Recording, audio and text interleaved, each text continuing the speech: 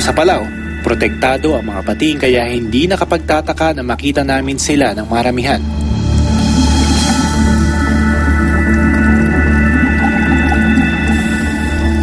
Sa Blue Corner, parami ang mga pating na nakikita namin. May isang school of gray reef shark kaming nakita. Swimming away, parang talagang streamline, halos hindi gumagalaw.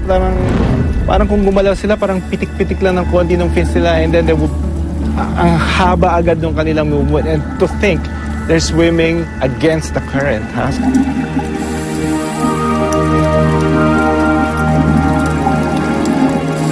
Makikita mo sila, mag-swim sila ganyan.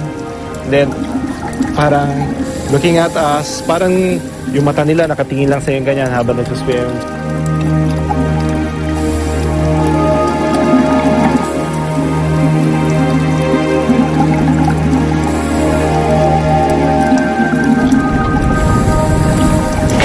Kaya pala sikat.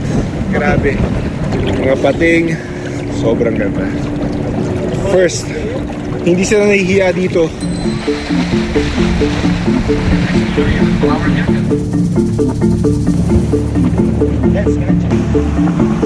Dahil hindi pa enough yung oras na nilagi namin kanina dito sa Blue Corner, sisisid ulit kami para makuha na ng document at ma-video namin yung ibang mga activities pa ng mga pating.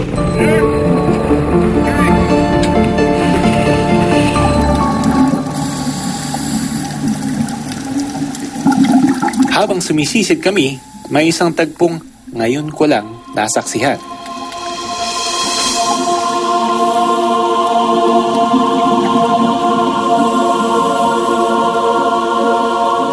Yung isang area doon, makakita ka ng shark at ng pawikan swimming right next to each other. Parang sa dinabi-dami ng pagdadive, kung makakita ka ng pawikan, bonus na yon. Okay na yung dive mo. Kapag may nakita kang isang pelagic na animal, meron ka ng sighting na isa, whether it's a shark or a pawikan or a large fish, okay na yon. Pero makita mo sila swimming right next to each other, that's wonderful.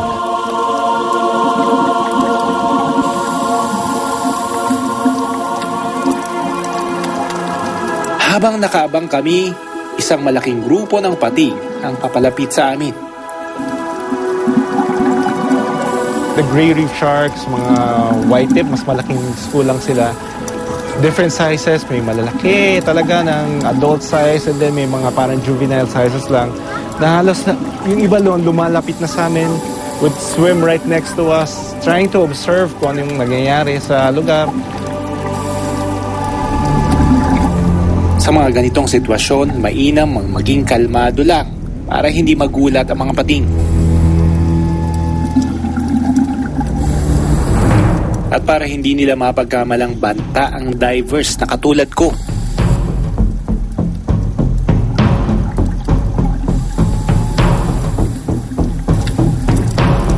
Ang maganda kasi sa pag-dive doon sa Blue Corner, since well-guided yung mga tao na pupunta roon, talagang hindi nila ina-harm or hindi nila ina-stress or ina-abuse yung mga animals sa lugar. So the animals there can live harmoniously.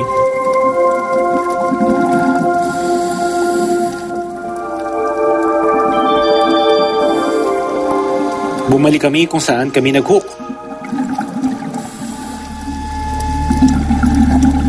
Sa pagkakataong ito, may mga napansin na naman kami. Ang pating na ito, putol ang buntot. Hindi pa namin mawari kung gawa ito ng tao o kapwa niya pating. Pero ang sigurado, hindi ito normal sa pating na ito. Sari-sari pa ang nakikita namin dito pero kailangan na naming umahon.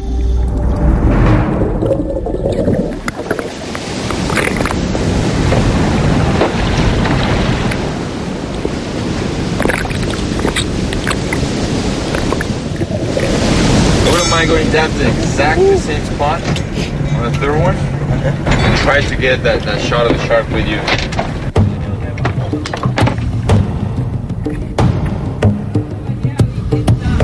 ito na yung third dive namin for the day. Same site, blue corner. Tingnan natin kung anong pwede pa natin makita.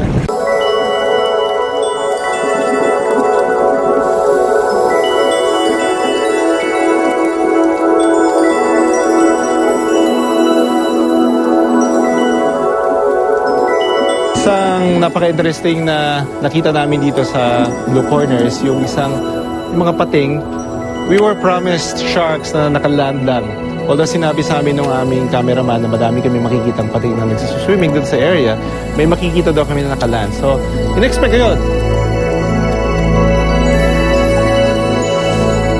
And true enough, may nakita ko isang pating na white-tip shark na nakaland dun sa lapag.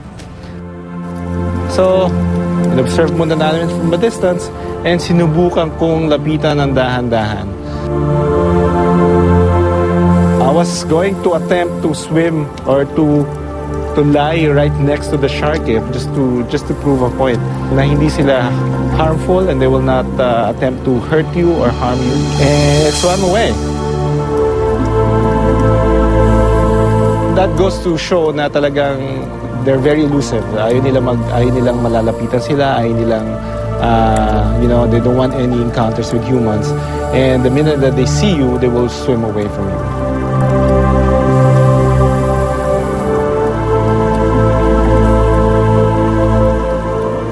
Sa huling pagkakataon, may malaking gray reef shark ang papalapit sa akin.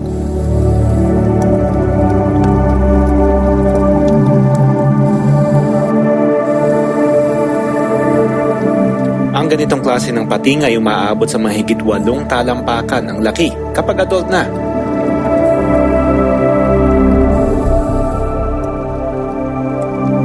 Katulad ng inaasahan, lumangoy rin ito palayo.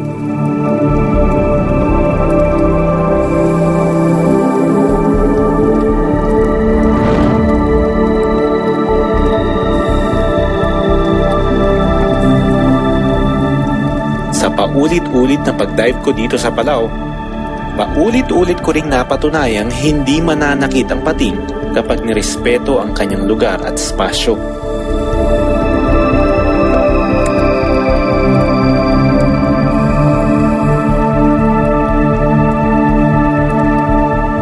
Total, kami naman ang masasabing dayo.